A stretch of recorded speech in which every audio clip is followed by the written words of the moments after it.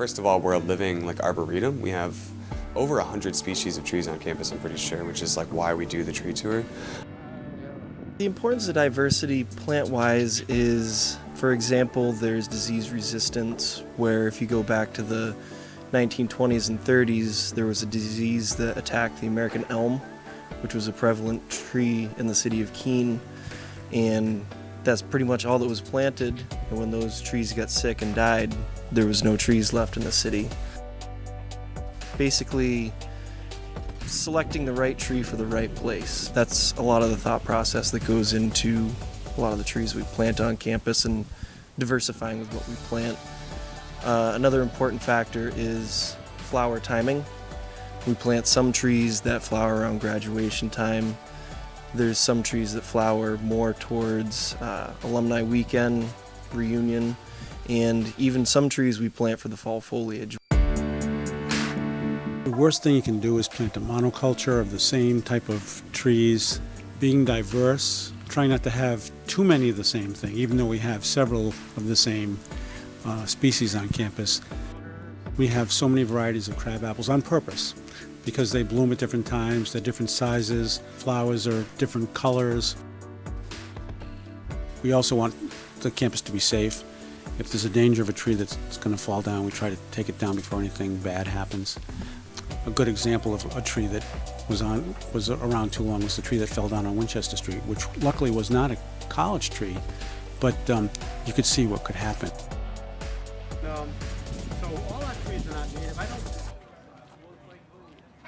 At the DC, we took a dumpster that was landfill waste and converted it to compost last December, so in December 2017. So at the DC, what used to be, I think it was averaging around 18 tons a month of landfill waste going to the city of Keene, is now averaging about 13 tons a month of compost going to Brattleboro and being composted.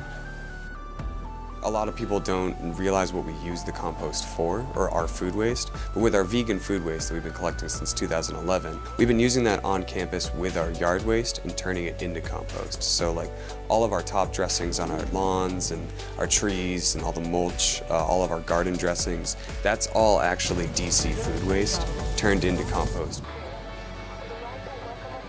The vegan waste is pastas, breads, and kitchen scrapings that are all non-dairy, non-protein, because it's illegal to compost those in New Hampshire. So mainly it would be anything coming from just the kitchen and the pastas and breads that were left out from the dining room.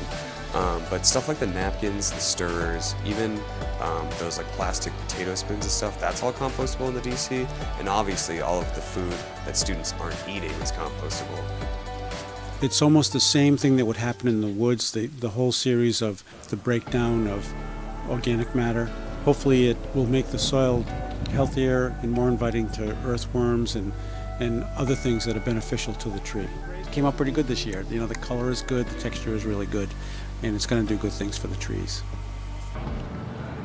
Benefits, aesthetics, flowers, fall foliage. In parking lots, they provide cooler temperatures in the summertime when there's sunlight, and deciduous trees lose their leaves in the wintertime, which allows sunlight to permeate through the canopy and actually melt snow, melts ice quicker. To me, trees are welcoming, and especially during graduation and early spring, we're coming out of a long winter and there's flower, there's nice smells. Students, they have shade trees to study under. A lot of times the first sunny days of the year, there's students all over the Fisk Quad, and a lot of the choice spots are underneath the trees to get out of the hot sun. Trees are kind of a signature of Keene State, and I'd like to think that it's some of the reason why some students are attracted to come here, because it is a visually pleasing campus. It's probably good for people's mental health, and it helps them be more relaxed and more calming. And I think they have studies that have proven that in cities that have trees, there's less crime. If a tree is well placed, it can save on energy. You can save 30% on your air conditioning, maybe even more than that. I first noticed it when I went to college. It was one of those things where it was that aha moment where, oh my gosh, this campus is so beautiful. But why is it so? It's because of the trees. So the first time a student and their parents walk onto this campus, we want it to feel like it's where they belong. And we hope that trees help do that.